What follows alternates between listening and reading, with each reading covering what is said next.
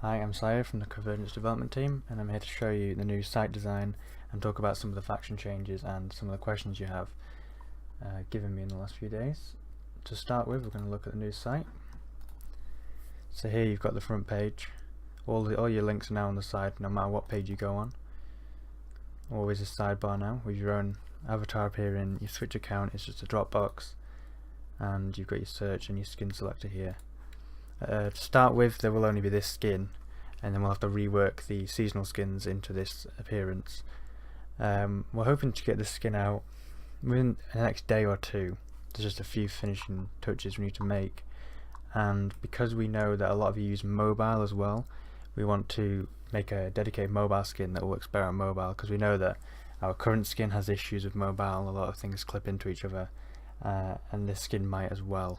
So hopefully we'll get a dedicated mobile skin which will keep it looking nice but also work perfectly on any mobile platform. One of the new additions to the new design is this up the top here. Instead of all of our information, it's actually in tabs now, and we have what's previously happened in the story, what's coming up, and it's all depending on what you write pretty much. And the info is the same as it used to be. There's links to all the staff now with nice little icons, and the lore tab will be links to our wiki. When that's up, we've got that right here. We're just not ready to release that fully yet. That'll again be in the next day or two. Alongside this, we also have a new map. Now it looks mostly the same, except for now factions can choose their border colour as well. We just thought that would help differentiate people of the same colour. And as you can see, there's a lot of green lines everywhere, and those are hyperlanes. Now the in-character reason is that Samanar, the Celestial Architect, has reversed most of the effects of the convergence, which is what brought many of the planets in. And as you know, we've removed a lot of the planets now, and that's the in-character reason for that. But that's changed the geography of the galaxy drastically. So there are now safe hyperlanes, where it's definitely safe to go on these hyperlanes. It's the fastest and safest route of travel. So all your invasions, all your massive trade, you'll always go through hyperlanes.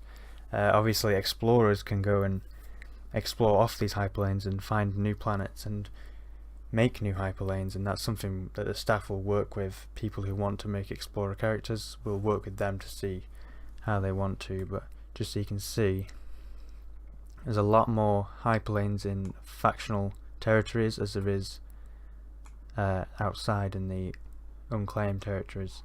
But as if a faction appears here, then they would be able to expand their hyperlanes within their own territory to kind of connect it all up and build more of an infrastructure. Now as you can see, the Immortals have returned. They're right next to the Imperium there, and although it looks like the Imperium's about to swallow them, they're actually friendly with each other. But we know that a lot of you still have factions yet to be on the map, and since we are shutting down faction creation, then what we're going to decide to do is to give you all one planet each to start with. So for example, the Reich can have their one planet here, and so you all just need to send me one planet, and then we can get you on the map before this update comes out, and then everyone will be a technically major faction on the map as we move into the new update and the new systems. Back to me. So yeah, we're putting everyone on the map. Now as you could see on the map as well, I'll show you again, we're focusing a lot more on the planet upgrades now. Up on the legend here, it's been there for quite a few updates now, and already in the rules is the starship sizes, and to build a certain starship size you need to have a certain amount of tech planets. So basically your faction has to be of a certain tier and own a certain amount of tech planets to be able to make the largest ships.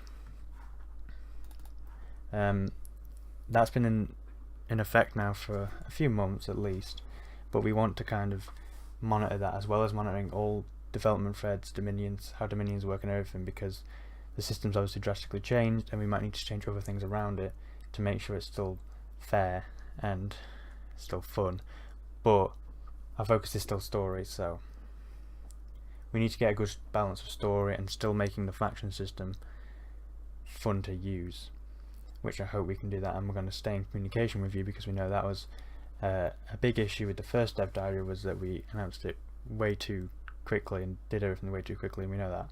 So we're going to keep more communication, which is why we've also taken questions from people. So the first question was, why do people even collect credits if they can't really use them? Well, that's even more true now, because obviously faction creation is down, but people can still make companies. Company creation has not changed at all. You can still increase your companies through development and through credits, and that's actually a key to getting the bigger ships and the bigger technologies, because anyone can make a company, and they're the ones who can supply lower tier factions with bigger ships, and they could turn the tide of the war pretty much and make a lot of money while they're doing it. Next question is, would the larger a faction get determine the intensity of certain events? Yeah, pretty much. All the people who have factions, or if you're joining a faction, helping them grow, the bigger your faction is, the more involved they're going to be in, not just in their sector, but possibly in other sectors as well. And basically, the more active your faction is, the more you're going to be involved in the major site storylines. So it's definitely worth expanding and staying active in your faction. Is there a timetable for when this stuff is going to be done?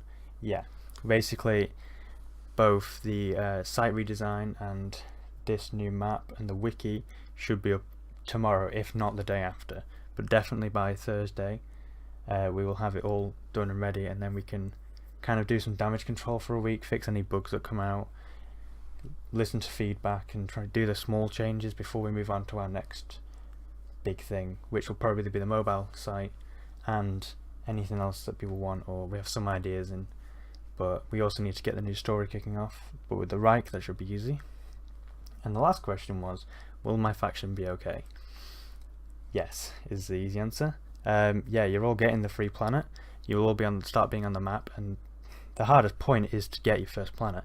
After that it's pretty much upgrade it, Dominion, then you can tier up, and then it just goes on from there. So yeah, all your current factions will be okay, and in the future anyone who hasn't been included in this faction giving away and this building, once the factions start to dissipate, if any go inactive or get defeated, then we will start opening up suggestions for new factions if there's enough backing behind them. So I wouldn't worry if you were late on being able to make a faction, but in the meantime I suggest joining one, because it's the best way to get a group of writers. Even if you join as an enemy of the faction, it still provides story.